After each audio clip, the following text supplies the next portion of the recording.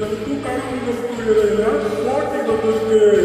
இந்த போட்டி ஆரம்பிக்கிறது நான் தான். இந்த போட்டியோட முதல் போட்டியாளர் நமது கடவுள்களின் மிகச் சிறந்த கடவுள், அதிலும் அழகிலும் வீரத்திலும் சிறந்த ஓடி நிற்பவன் இடியின் அரசர்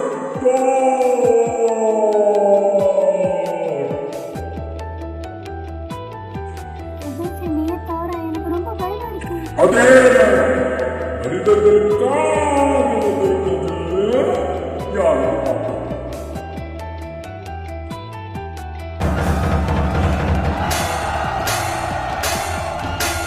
போட்டிகளில் தோல்வியை காணாத வீரன், இவர் வீரர்களில் சூரன், கைலாசம் வழக்கம்